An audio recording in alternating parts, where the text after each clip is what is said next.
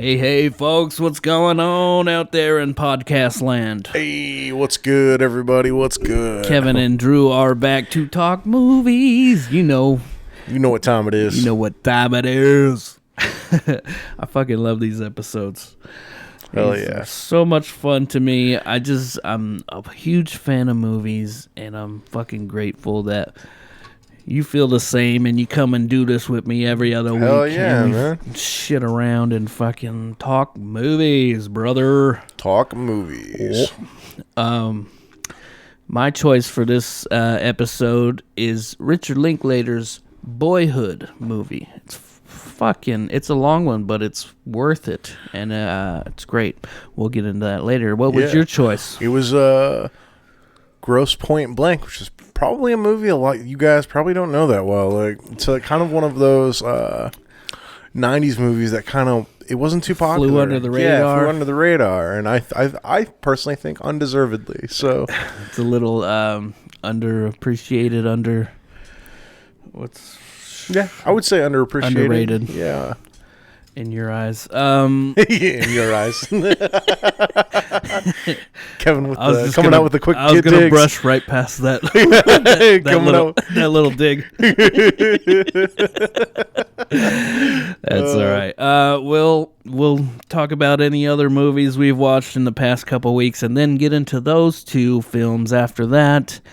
And we'll do a snapshot right now. All right, snapshot. And get it done.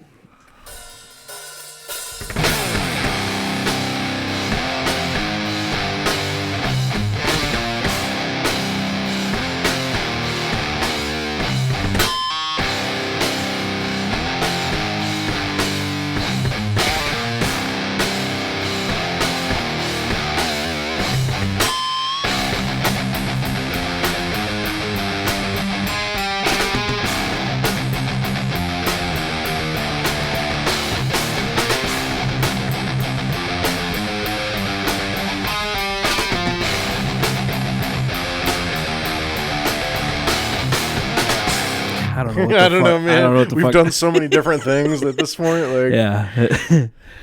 That's cool, man. Fucking A. It's good to see you, Drew. you too, brother. You too. What you been watching lately? This one was one I really like. I mean, I like sports dramas and stuff like that. Sure. But this one, I think it's like one of Adam Sandler's better movies. Longest as far as Yard? I do like that movie, but no. Waterboy. Nope. Okay, go ahead. It's actually one of his newer movies. It's called Hustle. It's on. It's a Netflix original. I heard that was good. It's a good movie, man. Like, and it's like, I think he really shows off his acting chops, and the guy that they got to play the other main character, who's actually a basketball player in real life. I think he does a really good job. Like, and of course, do you know his name? Or I don't know his name in real life, but in the movie, his name is Bo Cruz. Okay. I do know he's from Spain. Like, so like how he is I'm sorry, he's not from Spain. I think he's from Croatia. But either way, he's a European player, and so like he fits the mold like really well. Right on. In that movie, and it's entertaining, but it's well done, and it's got a lot of heart. Like, because when it boils down to, it's just like two guys that love this game with all their hearts, and they're trying to take care of their families. So what is his character? Is he like, he's not like a coach or something? Is he? So in the movie, Adam Sandler's character is a player scout, but his franchise owner was going to make them assistant coach, but his franchise owner dies and his son takes over and makes him be a scout again. So it's like his last chance to like do something great for the sport, right? And so it's kind of like these two people, it's like really their last chance at like doing something special. Oh, nice. Yeah. That's a good one, man. You seen Uncut Gems? Yeah. You like it? I understand why people like it so much. I seen it once. From what I remember, I liked it well enough.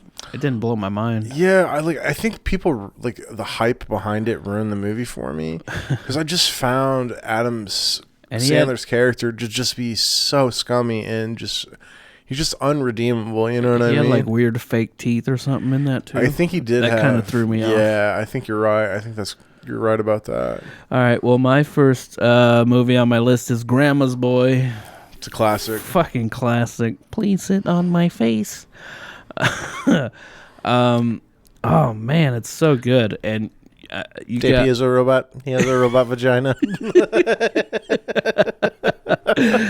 It's so quotable, man. I told my son to watch it because he's a gamer and shit like that, and I was like, this is a fucking hilarious movie. I think you should watch it. Recommend it to him. He never seen it.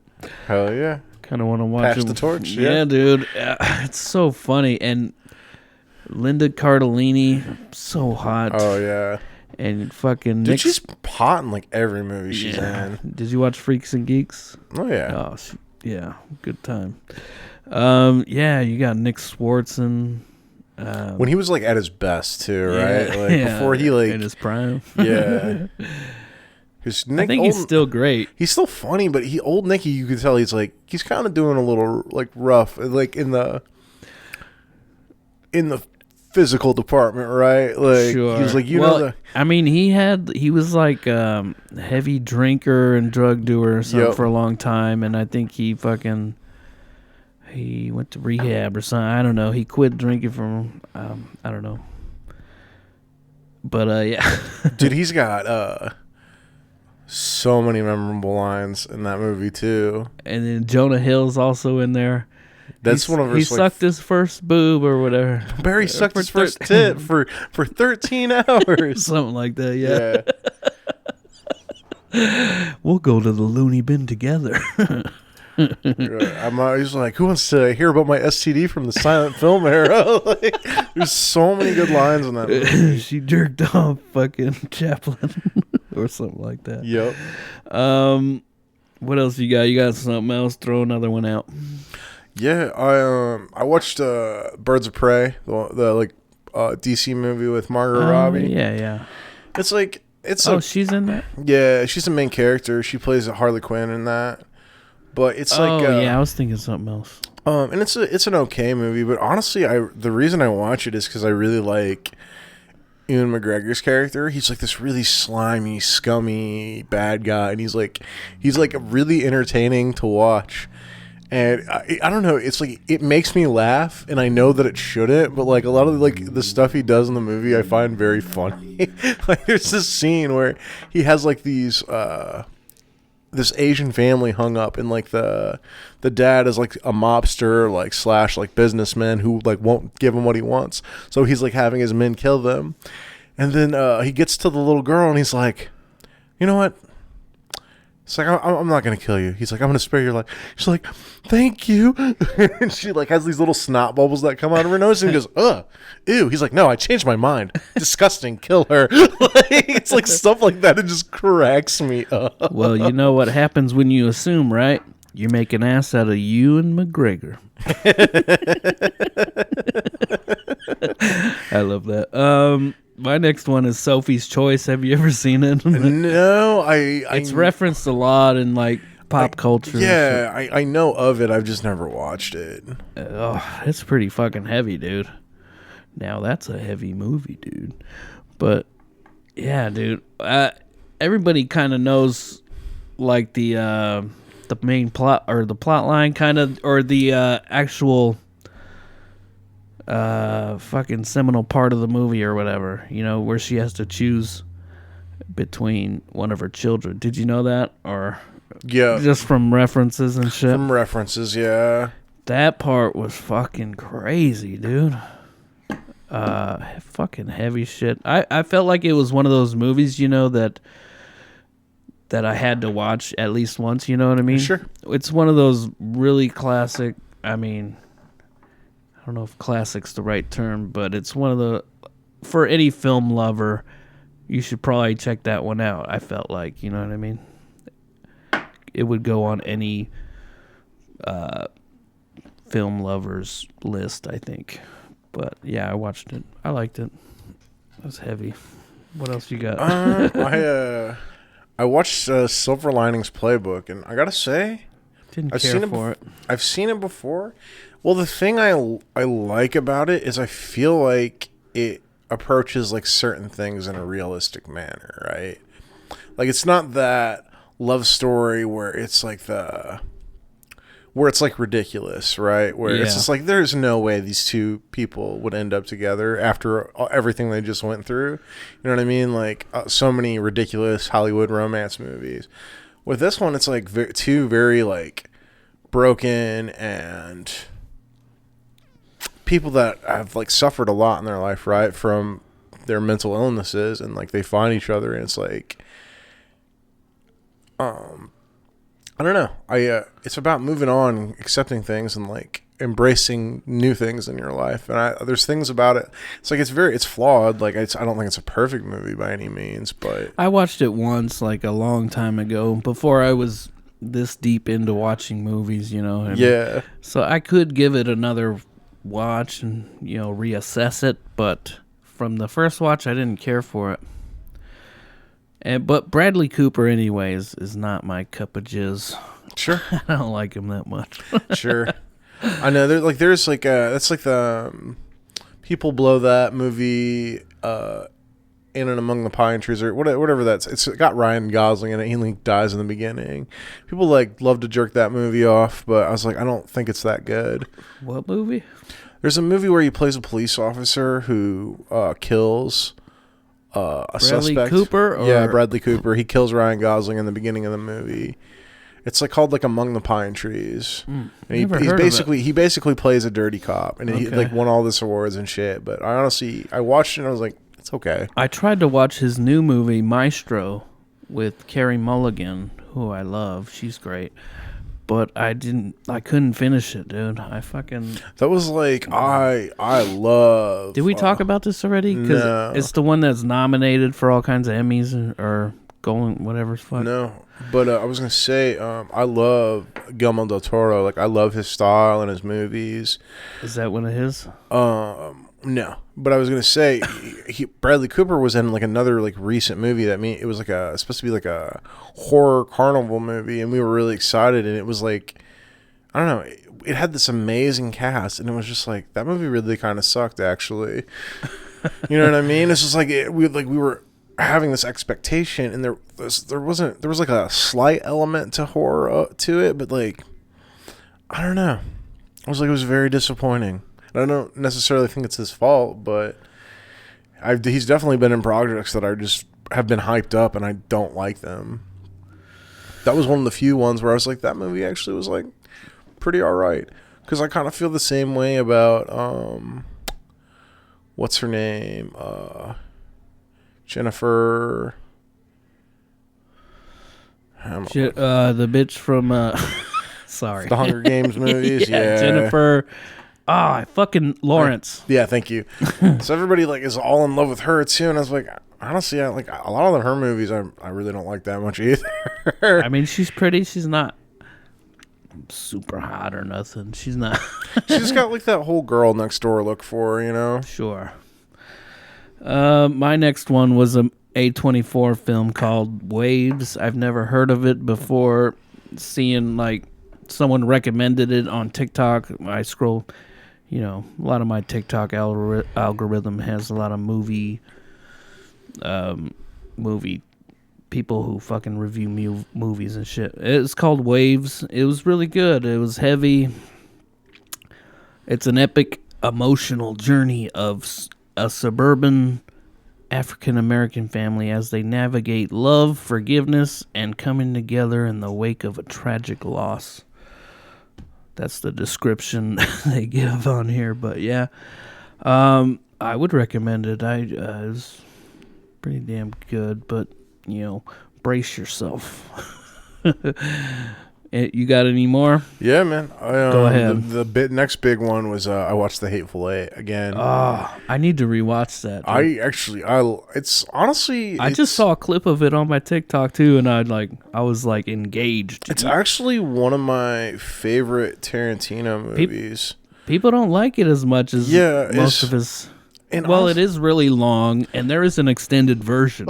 That's the version I watched. I watched it because on Netflix it's done by episodes. So instead of like watching the whole movie in like one sitting, I watched like part 1, then part 2, and part 3. So it was almost like a mini series. It's like a first, second, and third act. Each act. Yeah, each act is like 4 parts. I gotta say, like, I think I liked it even more than the first time I watched it this time.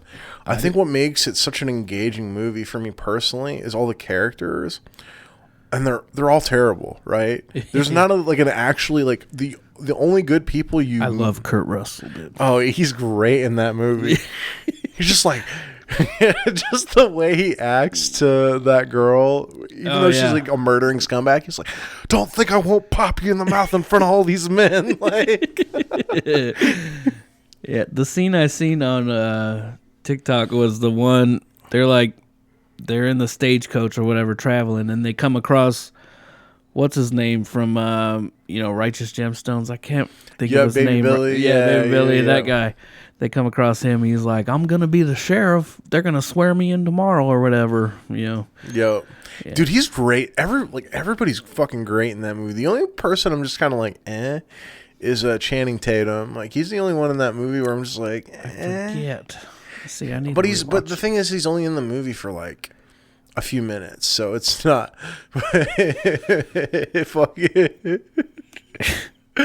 Fucking some of the shit that Samuel Jackson, dude, it's kind of like in Pulp Fiction where Sam Jackson really, like, on a lot of those scenes just steals the fucking show in that movie. Like when he's telling that story about how he made the general's son walk through snow and suck his dick, and then he just killed him anyway. And you don't even know if it was true or not, but you know he was telling him that to get him to pick up his gun so he could shoot him. Right. Yeah, dude. What my favorite is when he calls Channing Tatum's character, I think it's something like a bushwhacking sack shooter. That's a good one. Yeah. My next movie I watched was The Grizzly Man. It's a documentary. Have you heard about it? No. God, it's so fucking weird, dude. It's a documentary about a guy who goes out, I think it was Alaska or something. He lives with all these grizzlies, basically. But it seemed kind of fake, dude. Like the whole... Who was the fucking guy? It's a famous documentary director. Let me look it up. Vinterberg. What's his name? Thomas Vinterberg? Damn it. Give me a second. Sorry. Grizzly Man. Oh, Werner Herzog. Yeah. So anyways, this fucking this documentary, it seems so fake. It's like the people they interview, I don't know. A lot of it seems fake, but I looked it up and it's saying it's real, and I'm like, you gotta see it to fucking know what I'm talking about. But everything, it seems like bad actors almost, you know what I mean? Like all the people they interview and shit about this guy. But it was a very interesting fucking story. He ended up dying out there. Probably got ate by the grizzlies. Yeah, dude. And but it was, and this guy, the main fucking person, the guy who died, he's such a weird fucking guy. He almost seems like autistic or something. I don't know, but well, you got to be pretty fucking weird to want to go out and live in the wilderness around a bunch of giant bears. Yeah, and he was like, there's a lot of footage of him just playing with the bears and shit and like talking to them and shit like that. And then some of the bear scenes, it kind of looked like people in bear costumes. Yeah, dude, it really did. Honestly, you might be onto some. It might be like a documentary, but like a whole like fake thing that they're like trying to pass off as like this real. Is Spinal Tap. Right. Like people thought that was real for a while, you know what I mean? Right. Some people thought that Spinal Tap was a really real band and shit, but that's funny. You got any more? I got a couple more. The other than I got two. I'm not gonna get into them because people know these movies. I watched them out real quick. Yeah, I watched Neighbors. John Wick 2, and this movie called Warrior that has Tom Hardy and Joel Osteen. No, I'm kidding. The fucking he's televangelist that British guy. actor that's been in a ton of movies since like early 2000s. Like he's in the Thing remake. He's in Zero Dark 30. Is that good? I thought about watching that. It's all right. It's alright. It's just them, going overseas to kill somebody that lives on the sand. Like, Right. Well, my next one is Wonka. Me and fucking Sarah went to the theater and saw Wonka. Not my favorite, but it's not for me. It's a kids movie, honestly. Yeah. Joel Edgerton, that was the guy that I was thinking of. Let me see his face. Yeah. I don't recognize him. Anyway, yeah. Oh, really? He's been in a lot of movies. Really? Yeah. He doesn't look familiar to me. But yeah, Wonka. It's a kids movie, and we knew that going in, and I thought some of the acting wasn't great, but it is, it's for kids again, like I said. But you got Hugh Grant in there as a Oompa Loompa. You know that? Hugh Grant. Really? Hugh Grant. Oh, yeah. It's the Oompa Loompa. You remember the Lord in Green Knight that gives him the sash? That's Joel Edgerton. Yeah, he was in that movie. Shit. Dang, I found a movie you watched that he's in. Yeah, I actually really liked that movie. That was fun. So yeah, Timothée Chalamet. I thought his acting was a little off too, but people love that kid, man. I like him a lot too, man. I really do. But in this movie, I was like, yeah. Well, some people are good at... Sarah really liked it, but that's her kind of... I mean, she's... Right. Well, I would say that some people are really good at, like, acting out, like, really emotional scenes and, like, giving a scene depth, and other people are really good at character acting. I think... Chalamet is better at, like, acting out a scene as opposed to being, like, a character actor, you know what I mean? Yeah, like I agree with that. Like, all because remember the one with Steve Carell, what's it called? Where he does a lot of drugs, Chalamet. Yeah. His son. I know. Beautiful Boy. Beautiful Boy, yeah. I chose that movie before. Go back and watch that episode. He's great in that movie, and he's great in Lady Bird. He's great in, like, a lot of shit. I don't know about Dune. That doesn't seem like up my alley. No, that movie wouldn't be up your alley, man. Have you seen them? Yeah, because those are more like epic tale type stories, and I don't think you're into that. You're more into like grounded stuff. Yeah. You seem to like really like the human element presented in like movies. 100%. You know what gets my boat going. That's not a phrase. What gets your rudder turning? Like, you know what gets my willy wet? That's not a phrase. That's not a phrase. The last one I watched was a movie. It was on Netflix. Called To Leslie. It had what's his fucking face? Mark Maron. You know Mark Maron, the comedian. It's another heavy movie, heavy drama. Yeah. So that's your bag. I liked it. I really did. It's like comedies and dramas are like pretty much, yeah. There's exceptions to the rule. Like there's a few sci-fis I'll fuck with, and few, like Ex Machina. That movie's fantastic. That's a sci-fi. But what do you say we get into a movie unless you got any more? No, man, that was it. I wanted to just rattle them off and be done. Because, hell yeah. Like I said, a lot of the movies that the last, like, or people, like, most people, if they listen to this podcast, have probably seen them. You got that right. What do you want to do first? We can do Grosse Pointe Blank first. I feel like we'll have more to talk about with Boyhood, just because Grosse Pointe Blank is pretty forward, you know what I mean? Straightforward, yeah. Yeah, it's a pretty simple story. I think it's funny. I'll be honest, I didn't write a lot of notes down for either movie, actually. But so is that just because you just we're just watched gonna have to wing it. Yeah, okay. I didn't stop, and usually I do, and I have thoughts and shit. Well, But it's pretty straightforward. I mean, it's essentially the story of a guy who is a contract killer who his handler wants him to go to his 10th graduation anniversary, and he doesn't want to go because he's like left all that behind. But and you're not really it's like you kind of understand why he doesn't want to go, because like he's a contract killer. He doesn't want to see anybody. Yeah, he kind of disappeared from his life after high school or whatever. Yeah, nobody knew what happened to him, and Yeah. now he went and became a hitman or whatever, and now he's coming back to.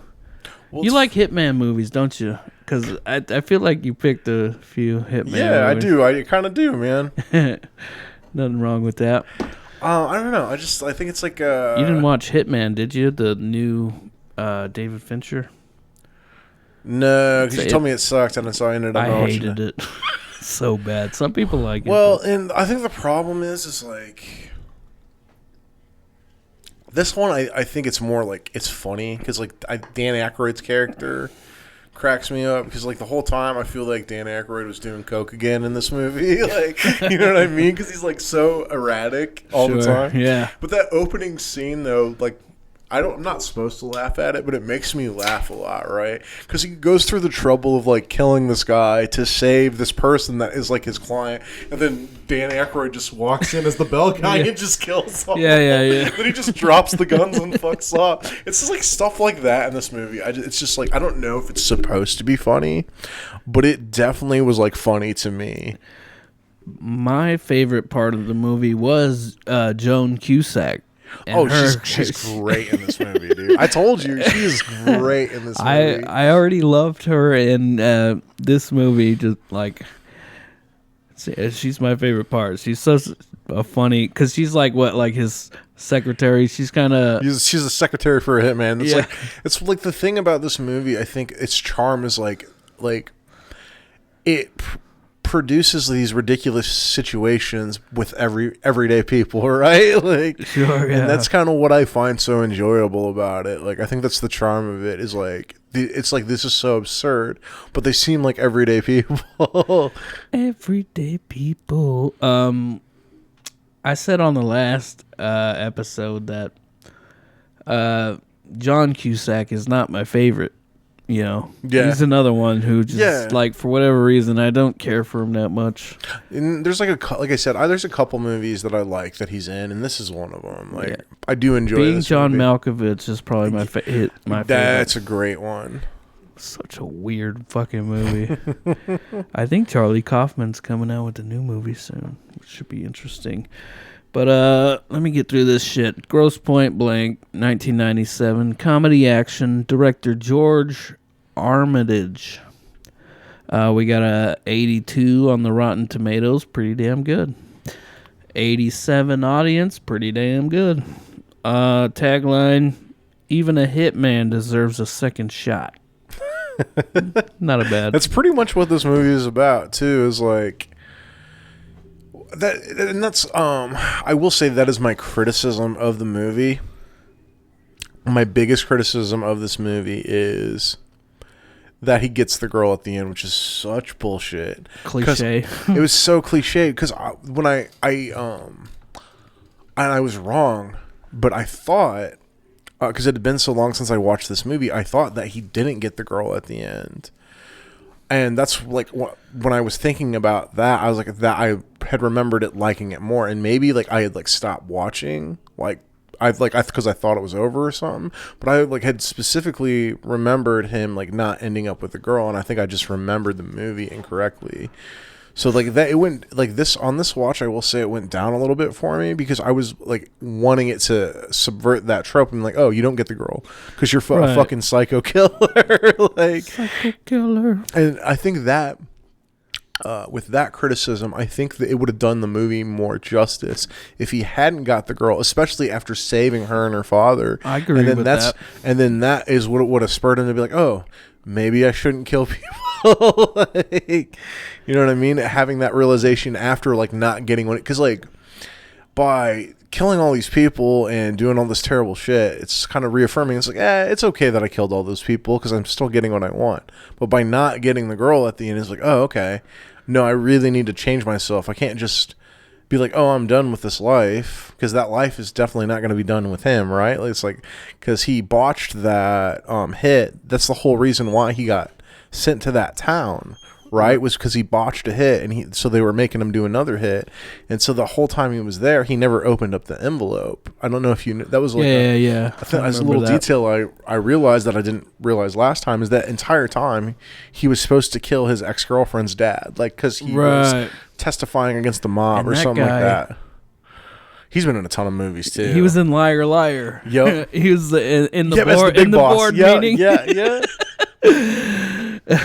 Dickhead. Yeah, that guy's great, man. Yeah, fucking great. I thought, the Pulp Fiction cutout cardboard thing because his fucking house got turned into a convenience store or whatever. Yeah. And he goes there. Well, they have a shootout with that one weird looking guy. Yup.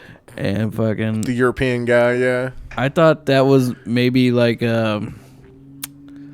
probably did that on purpose. I don't know what he was trying to say with having the Pulp Fiction cardboard cutout and they shoot it all up or whatever, but do you think he was trying to say something to Tarantino or something? I don't know.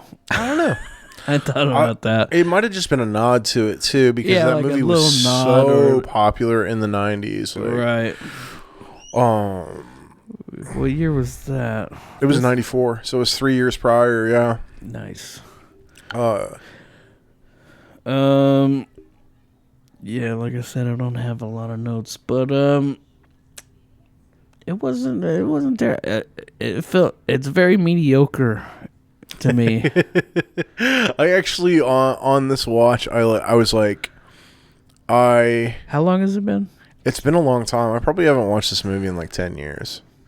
So I was like, I think I like remembered it better than it was. You know what I mean? Yeah, that happens. Because I was watching it and I was like, this movie. Now, like, there are like things that I like still like found. Like, I still thought Dan Aykroyd was hilarious. He's like, I'm gonna get you. He's like, one way or another. He's pretty good. Like, I don't know, the humor element of it I liked. I didn't like the romantic element. I didn't laugh at all throughout this movie. You know, I think the jokes just didn't land with me.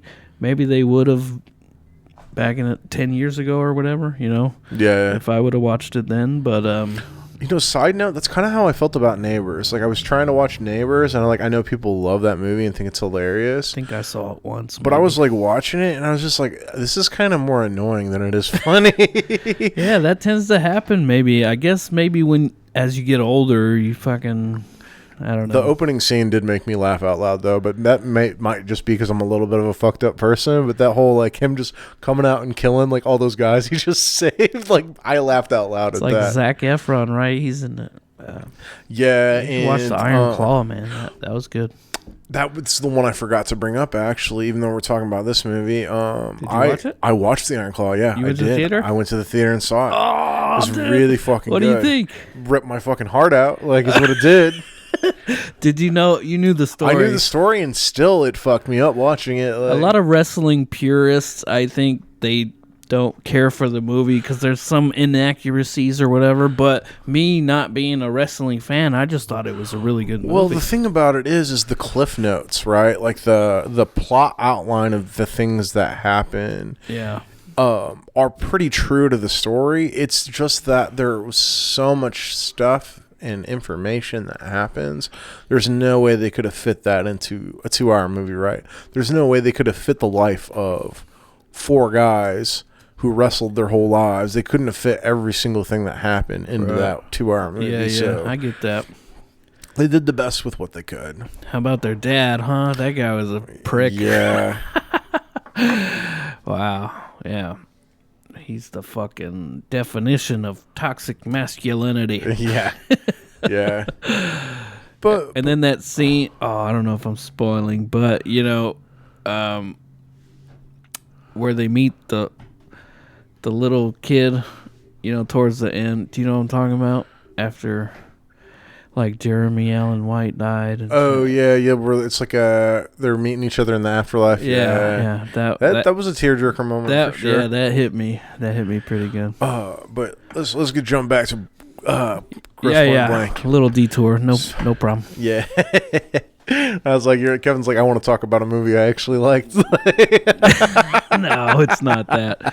I was just surprised you watched it. I was like, wow. Yeah, no, and I didn't really bring it up. Yeah, I just forgot to because I didn't remember till you asked me, and I was like, oh fuck yeah, I did go see that movie. Yeah, nice. Did you go alone or what? Yeah, like a loser on my day off. Like, Sarah thinks it's weird that I go to the movies alone sometimes. Dude, I love doing it though, especially like during the weekday when there's nobody there, like in the afternoon. I saw The Whale alone. I saw Saltburn. That's a weird one. All right, go ahead. I think the part of the movie I like the most though is how honest he is about being a hitman, and everybody just thinks he's joking. Yeah, it's like, where you been the last 10 years, man? He's like, oh, I joined the army. I got government contracted, and now I kill people for money. Oh, okay, yeah. He's like, yeah, no, that's really what I do. And it isn't until the end where she sees him killing the assassin from Eastern Europe, where she's just like, that's supposed to be just a funny thing. You're just, when you talk about the bad things you do, it's not supposed to be shit that you actually do. Like that whole scene, like, cracked me up a lot. Like, he's like, what? Well, he's like, I'm trying to change. That was like, it's like, I think, watching it this time, I really do think it would have been a better movie had he not ended up with her. Like, honestly, they could have even scrapped that whole ending where he like kills all of Dan Aykroyd's men and him, you know what I mean? They could have literally just ended with him in the hotel being like, oh, okay, maybe I am real fucked up and I need to like do something else with my life, and then him giving all that money to Joan Cusack has like more weight, you know what I mean? That was a great moment. Yeah. He was like, look under your desk or whatever. Dude, that scene where she's beating the shit out of the computer to try to destroy the files in it fucking kills me, throws dude. It into the other she room. throws it into the other room.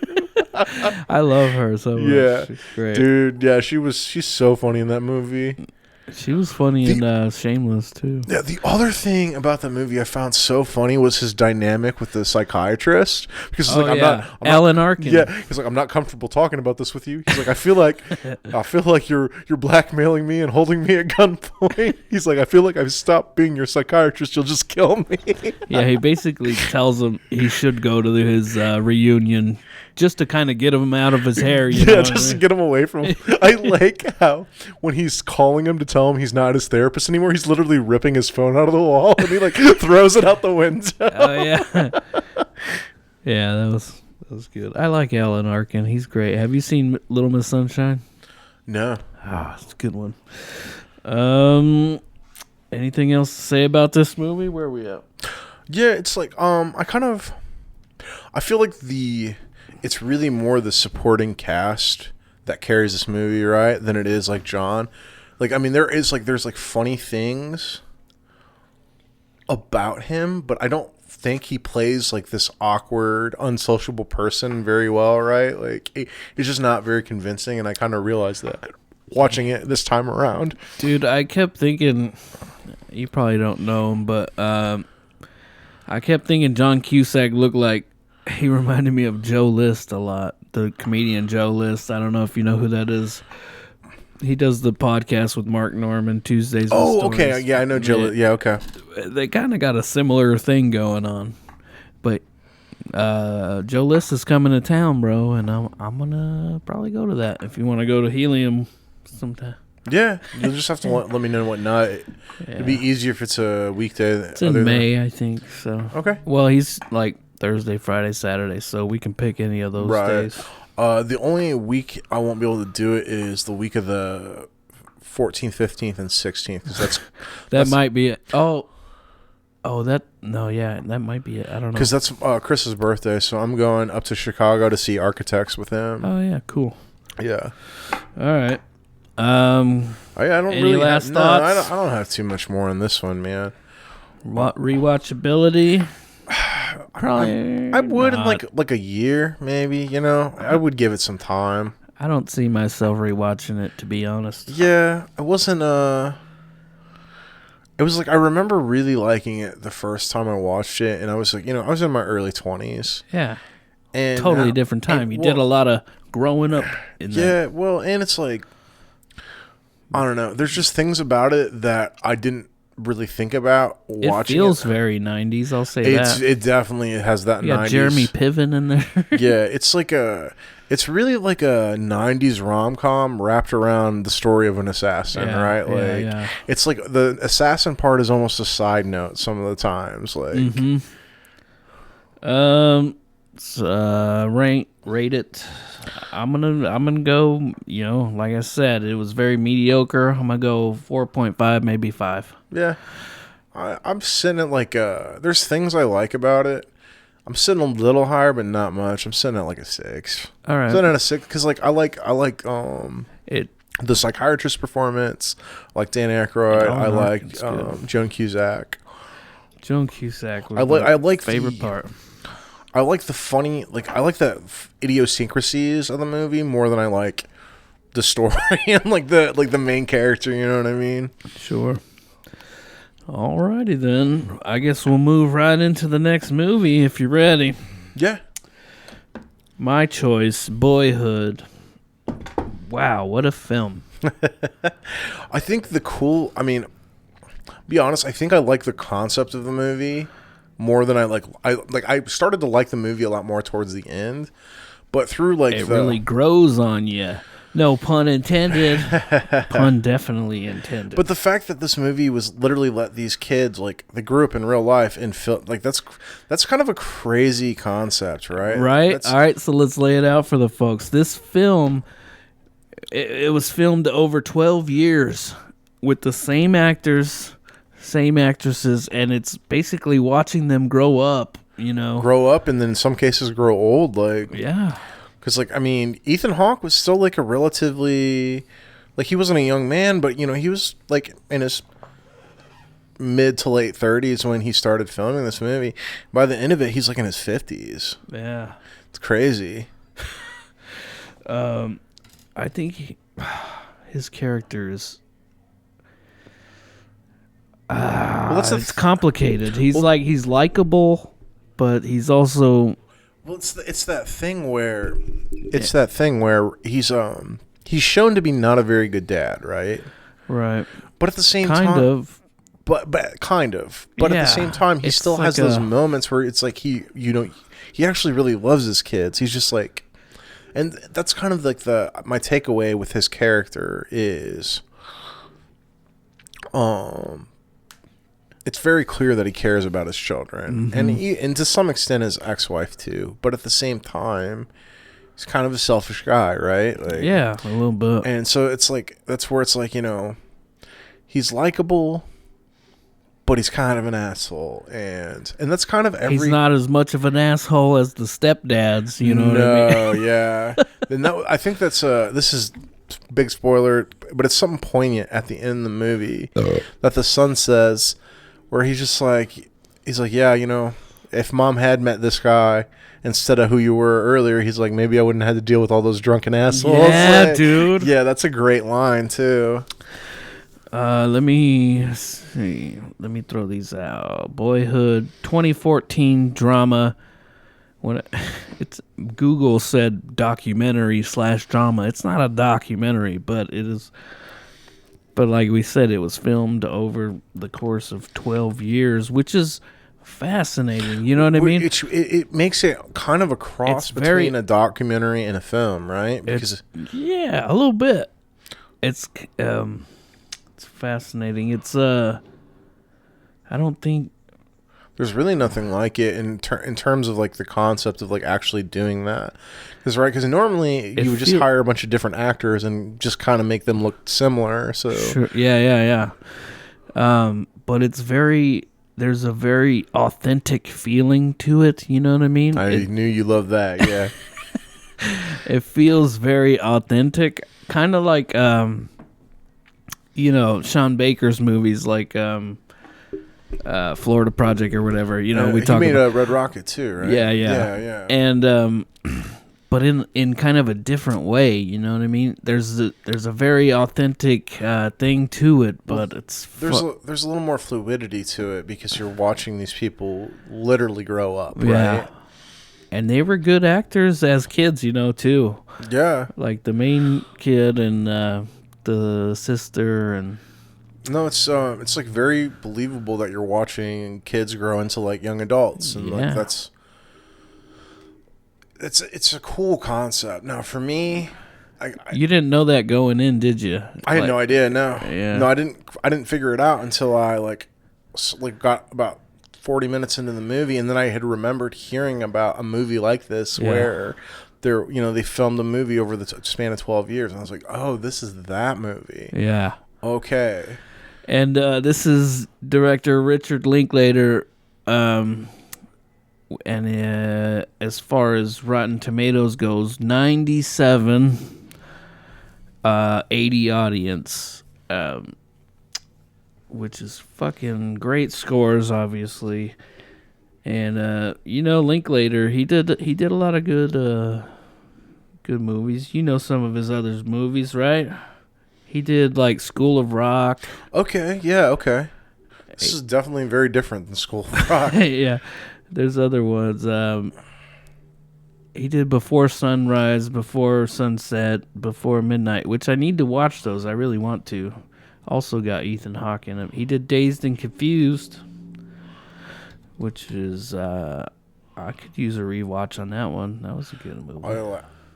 I knew I liked that when it was kind of going to be one of the same things with some of those comedies where I'm like, yeah, man, this movie's hilarious.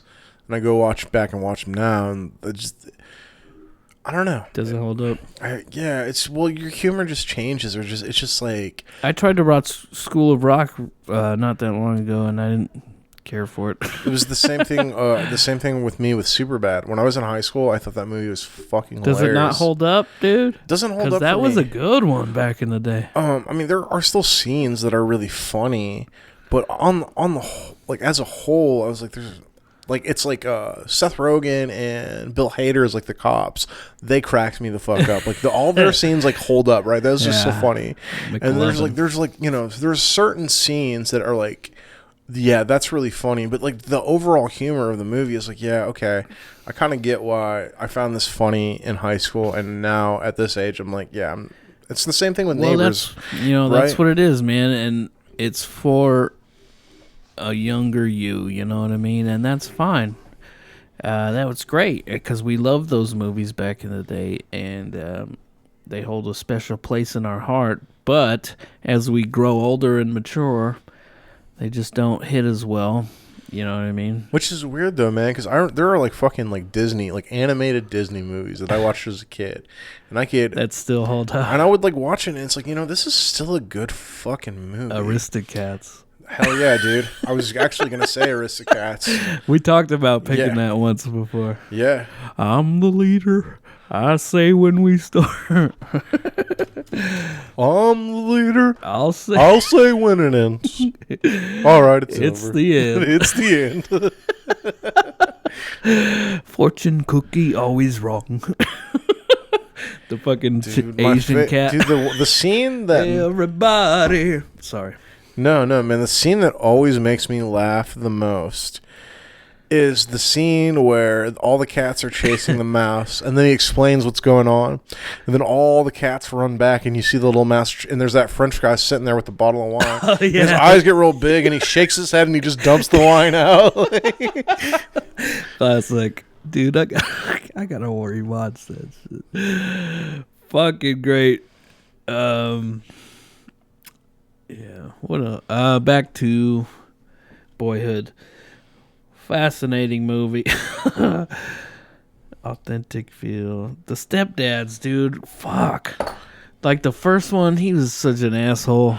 Well, it's at first you just think he's a really strict dad, right? Yeah. But then you start to see who he really is as a person, and then you're like, oh, okay. And it's that. I think that was the part of the movie where I started to not like it as much just because it hit a little too close to home for me. Like, because I've like literally been through that situation. Yeah, no, same, dude. Like, it's crazy how accurate that is. Yeah, actually, dude. it's like they start the off depiction of just family, stepdad, the dynamics between the stepdad and the stepkids and his kids, and yeah, it's fucking. Yo. He really nailed it. Yeah, I mean that whole like, oh, he seems like such a good, nice dude, and it's like he taking him to baseball games and shit like that. Mm-hmm. And then as the layers peel off, you come to see who he really is. And I was like, that's one thing. It's like you said, that's one thing I can't take away from this movie is it's very authentic. And even the other guy, right? He's just like The second one. The guy who's in the army or whatever. He was. Yeah. Yeah. That guy, he was strict too, but he was. I don't know. Yeah. I don't know. I'm trying to say. I kind of ran out of steam there. But I don't think he was. I don't remember him being abusive like the other one, though. No. The other one was crazy. That scene where, like, the first stepdad, when they're at the dinner table, he's like, I'm going to have a drink with my dinner or whatever, and he pours himself some alcohol and ends up, like, throwing glass and breaking shit. And that's when, Patricia Arquette decides to leave him and shit. Yeah. And that scene, too, where she shows up at the door and she's pulling her kids out the door. Yeah, dude. And he won't. Don't touch my kids. He almost won't let them go and shit. Crazy. But yeah, I mean, I do love Ethan Hawke. His character. Dude, he is great in this movie. Like, honestly, him and Patricia Arquette both are phenomenal.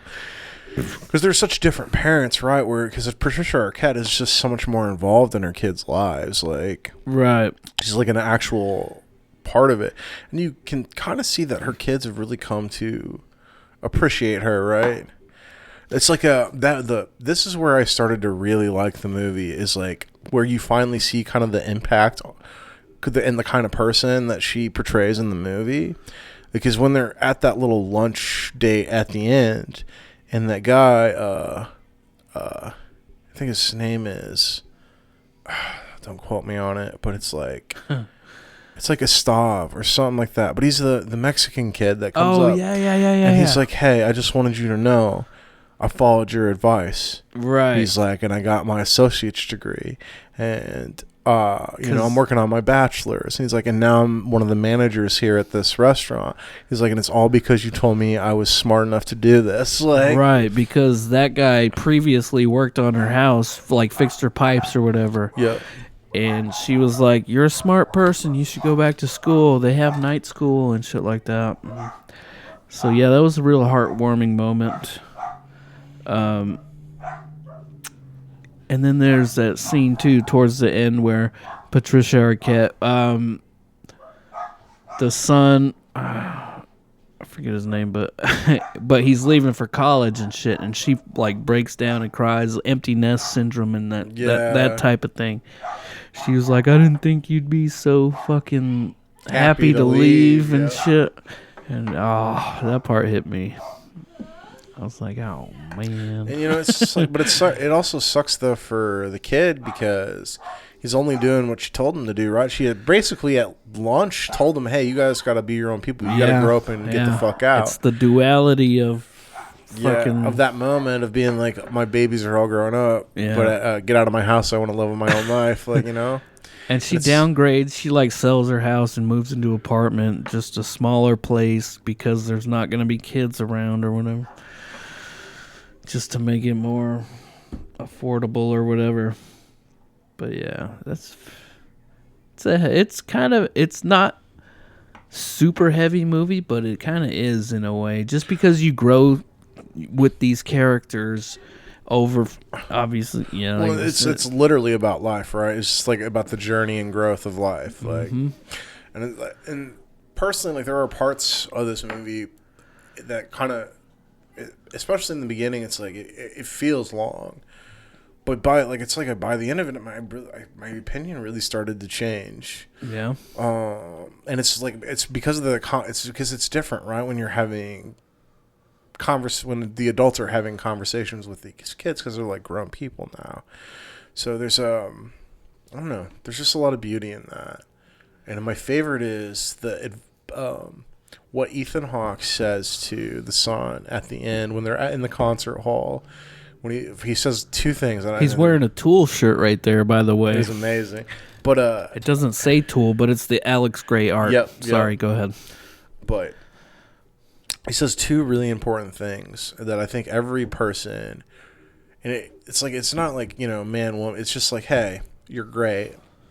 And just because this person doesn't see it, it's like eventually you're going to meet someone who will. He's like, so if she can't see how great you are, fuck her. And I was like, I think... Yeah, it's very poignant. That point was poignant. It's like, hey, just because this person doesn't work in your life, eventually you will find somebody that sees your worth, right? And the other point he made that was really poignant, he's like, what do you mean to point to it? He's like, none of us have that figured out. He's like, we're all just winging it. We're all just winging it. And that's life. Yeah, and it's life. And that was just so true. I know, that rings so true, and that's what we're all doing out. We're just flying by the seat of our pants. And then the end, man, where I think that young lady makes a really interesting point. She's just like, it's not about this living for these series of events. She's like, it's really like, how does that line go, man? I'm gonna look it up. Give it a goog. Yeah. So I'm butchering it right now. While you're looking that up, I thought the fucking the Beatles, when he gifts him the Beatles Black Album or whatever, which was essentially all their separate works, all the Beatles, Lennon and McCartney, all their separate works, but compiled into one fucking album, and they all complement each other. I thought that was fucking neat. That was that whole explanation of that and why he's giving it to him. Yeah. I thought that was fucking cool. That's basically it for all my notes. Like I said, I didn't write down a lot of notes. You find what you're looking for? No, not yet. Not quite. I'm just trying to fill the dead air. Yeah. Fucking, it's a beautiful movie, man. I suggest everybody go out and watch this movie. Again, like it does have a long run time, which deters a lot of people, but just fucking set aside some time. Watch this is the one that got me, because I was like, damn, that rings true for so many situations. It's the girl. She says, everyone's always telling you to seize the moment, but you know what? I think a lot of the time the moment seizes us. And I was like, who said that? It's the girl at the very end, the one that he's sitting in the sunset talking to. Okay, yeah. That's fucking. That's real. That last bit of stuff. Because I'm not gonna lie, there are parts of this movie I was like, man, this is starting to feel like a long movie in some parts for me. Because kind of dragged on. Well, I'm much more into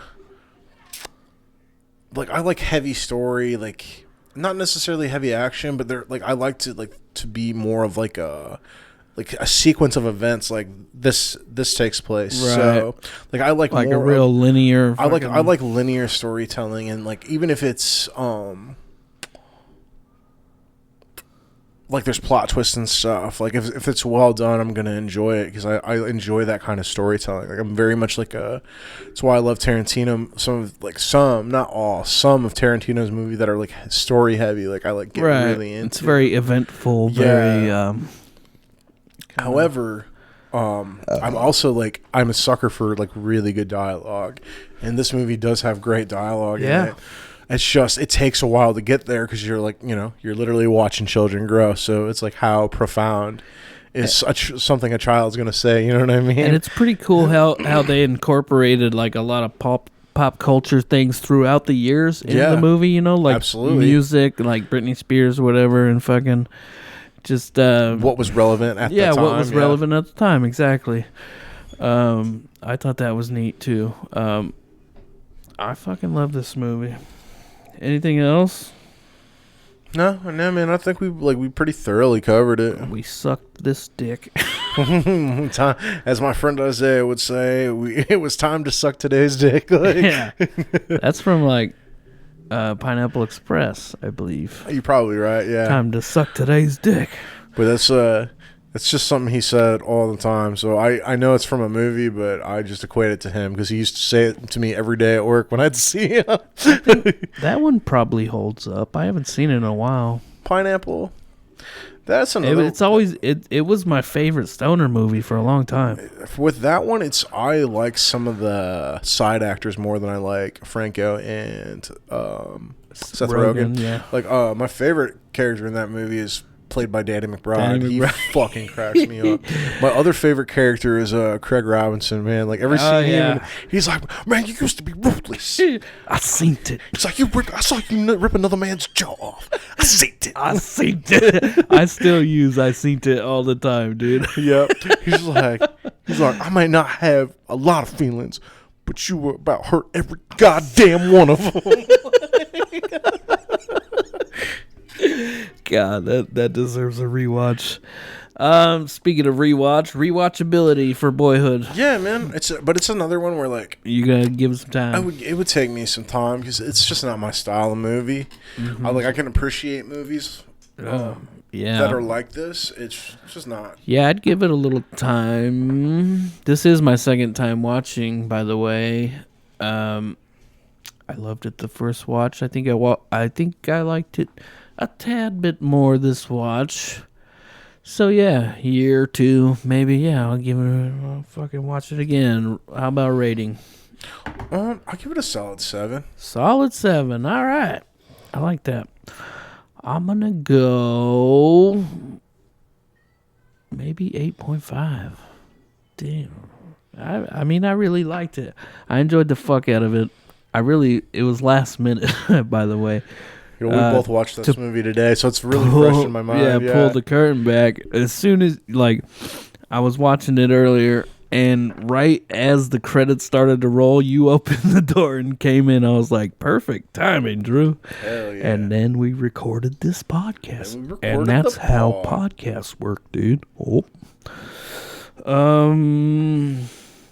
Yeah, man. I love it. You know me. I like them realistic movies. One thing left to do, Drew. I know. I don't know what to pick this time. I know what I'm picking. Maybe I should go first. Yeah, let me dredge up my list real quick. All right. I'm gonna have to go off the list this time.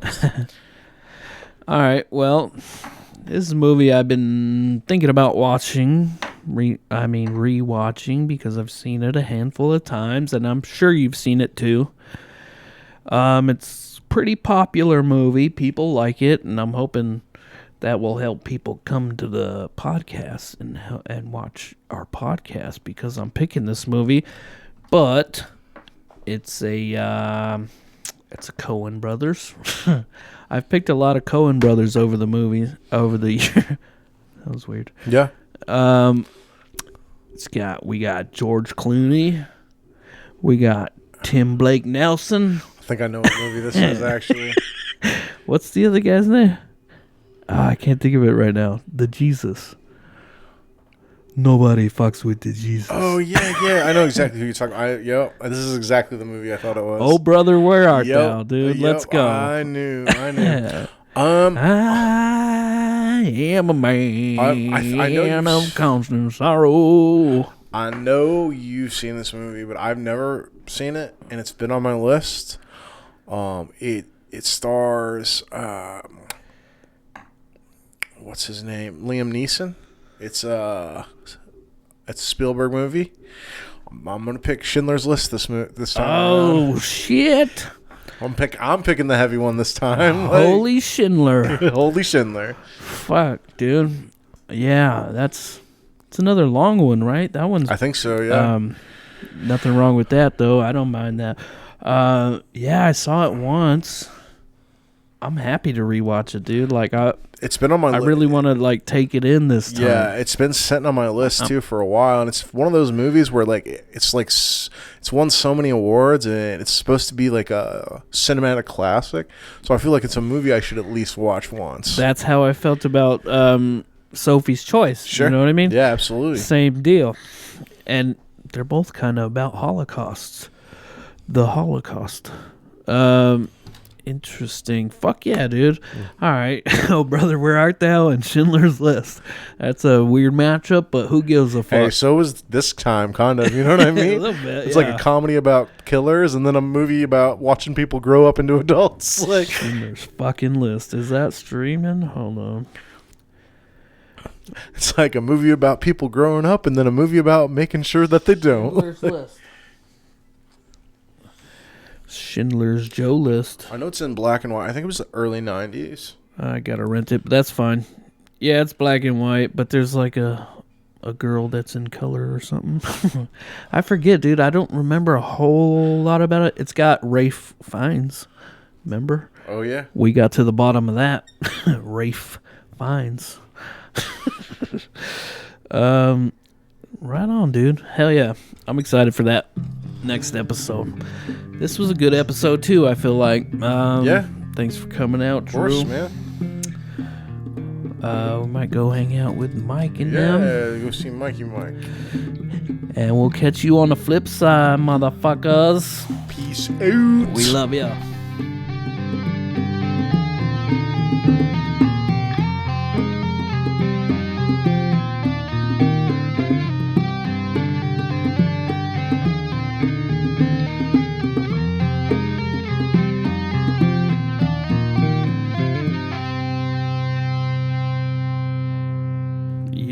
You know what gets my boat going?